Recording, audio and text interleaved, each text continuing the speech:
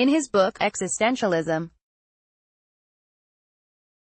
by pinpointing the essential problems that we had to face in order to become human, Sartre sought to understand what it takes to be such. With this quest, Sartre arrived at the now popular phrase, man is nothing but what he makes of himself.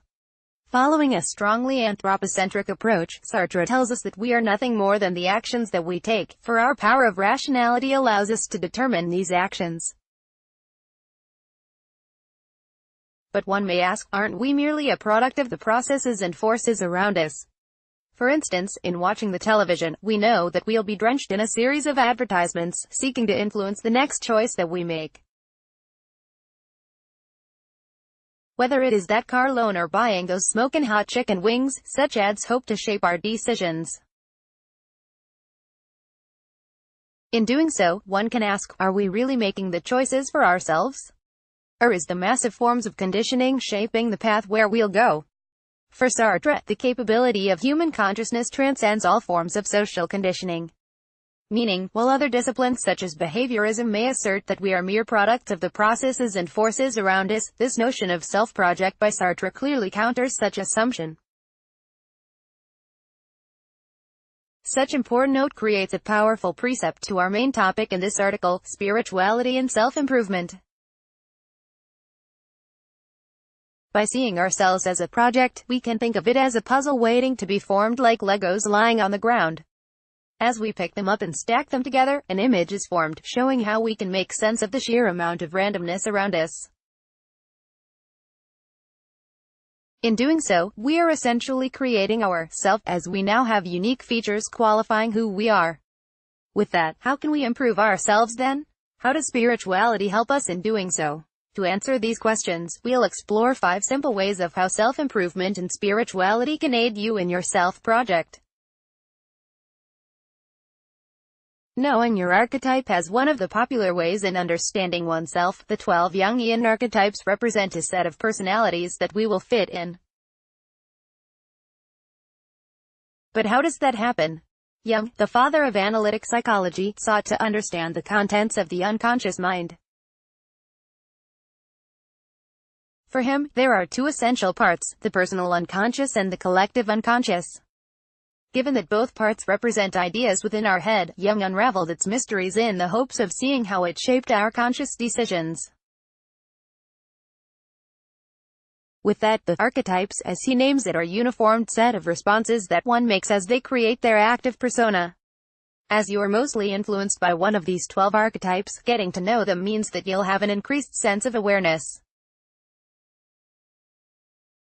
Meaning, as you make your succeeding choices, you won't anymore be limited to the sheer confusion and discontent that you have.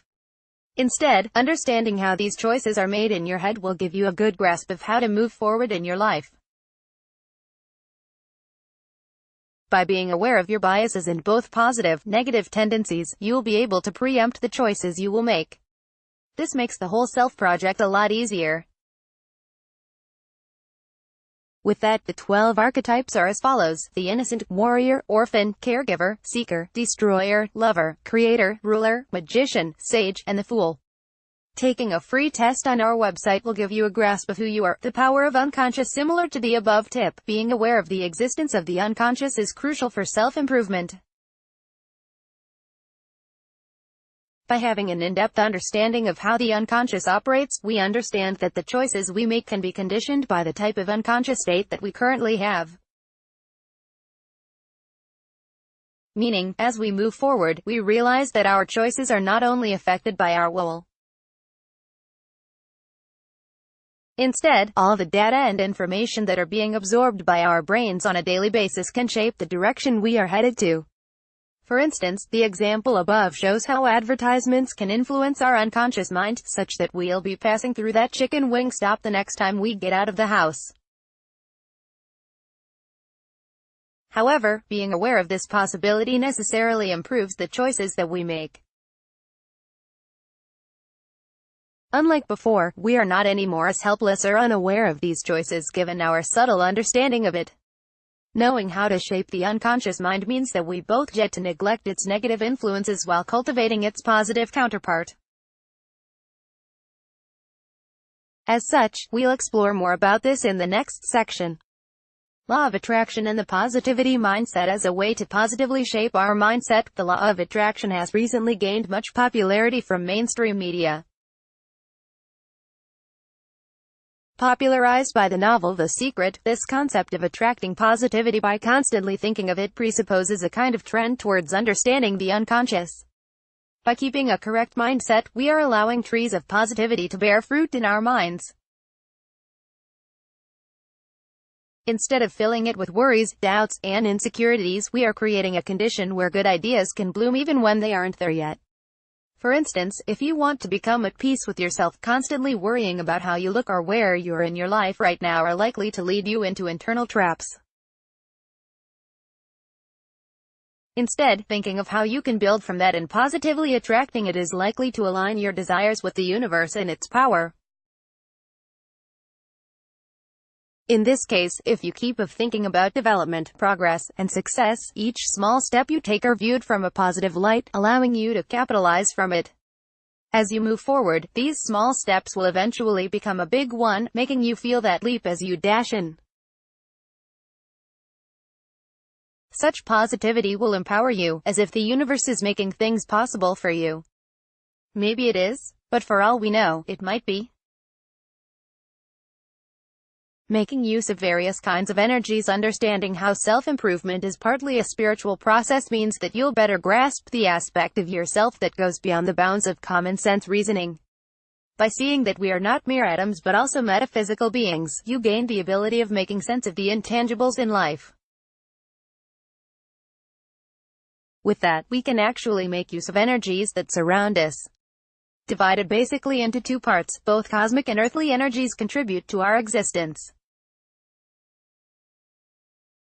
On one hand, cosmic energies are often those that makes life in the universe to exist. Seen as a force, this set of powers are known to improve our states of being beyond our own understanding. By being the main force that allows life to be, subjecting ourselves to its power means that we are aligning with the universe. With that, we can commonly find this in chakra healing. By having certain channels in our body as blocked, or overactive, our chakras can easily be tainted by negative energy.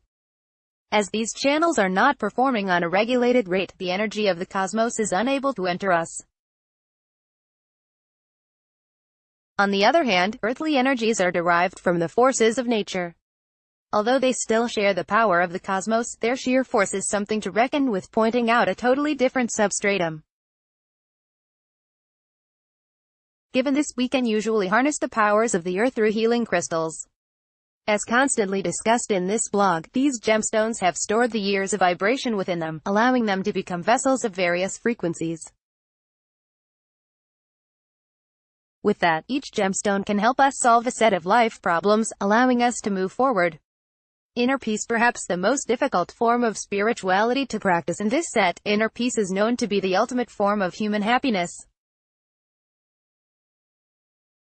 Given that the world is an imperfect place, basing our happiness on external things will only bring about disappointment. For instance, expecting other people to be good to you just because you are good to them doesn't always lead to that. Even when you are consistent, you'll only be frustrated as you go along, given that people will always fall short. Even so, some people continue to be kind. Why so? What drives them to be? One answer is when people have realized that in order to be complete, they have to attain inner peace. In this state, happiness does not depend on reciprocation, because the mere fact that you are able to give and make others rejoice means that you have grasped that state of inner success. As such, regardless of what may come to your way, you won't be easily swayed by it. Your self-mastery allows you to continually develop your craft regardless of the outcome. Furthermore, having this sense of inner peace is the pathway to contentment. And although others may be quick to judge this as mediocrity, only you can tell if you have given it your all and explored beyond your limits. Despite such, contentment is